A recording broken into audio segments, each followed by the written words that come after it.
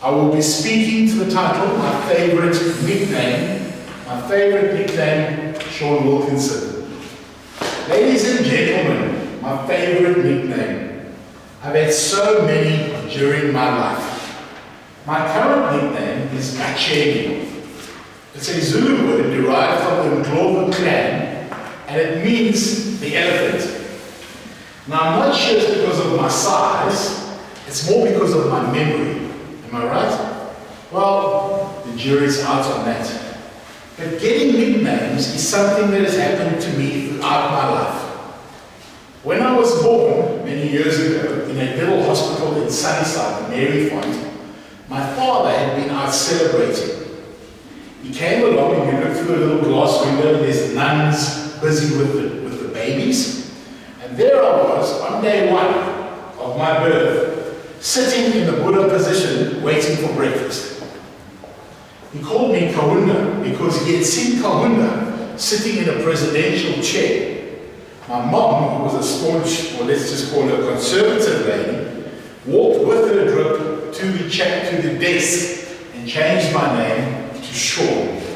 But imagine growing up in the 60s being called Kahunda in Sunnyside. It could have been tricky. At least I would have learned some boxing skills. But the Buddha stuck. I was stuck with Buddha for a while because I had a nice little pot belly and I enjoyed a little bit of the old munchies now and again, like maybe 5 times a day. So Buddha stuck around and I was known as Buddha for quite a while. About a year later, I moved to a farm in Birdville with my granny, my Oma, and I lived on this farm like a little gypsy. I had a sort of a James Bond shorts and that's all I wore. Barefoot, in the sun, in the rain, any kind of weather, I'd be out there. We had this wonderful horse. It was a Belgian Graft. I don't know if you've seen those horses. They are huge. They used to drag carts with coal on them. You can imagine how heavy a cart of coal is. They have sort of furry socks, like those fashionable boots, and then they walk and they're massive. They just like have such incredible status. There's a myriad of types of horses like that, but the one that we had was a Belgian Graft. And so here I am, probably now getting to about 2 years old, and this horse was so tame. I could ride the horse eventually by myself, just holding onto its head, pulling it to the left, to the right, to the left, and then I would fall asleep on its back. Its back was massive. So I would fall asleep on its back, and the minute it felt me sleeping, it would take me back to the farmhouse.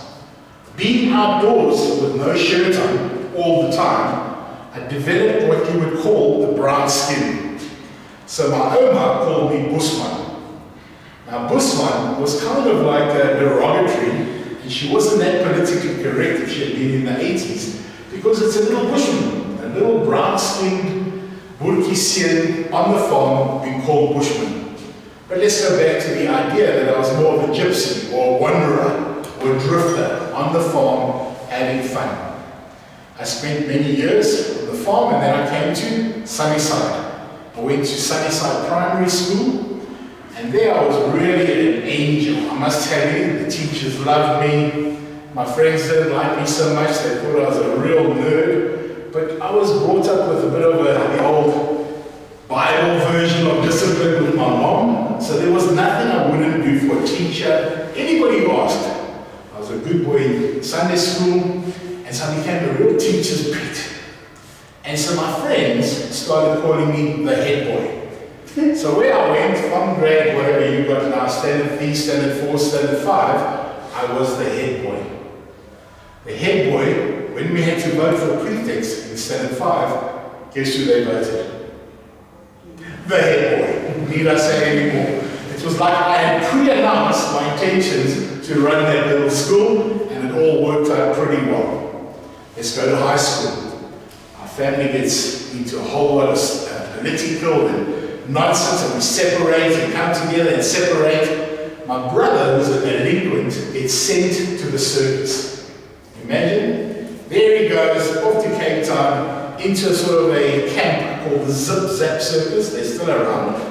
And that's where he learned to be a circus performer. I went to boarding school in Potch, and after a while he came to Potchefstroom Boys High School. He taught me how to do fire eating. So I did fire eating in a school play, Oliver Twist. I put the flames under my arm, I put the flames on my chest. I had a mouthful of a combination of paraffin and benzene. What I didn't realize is that in front of me, the curtains were hanging on above the stage.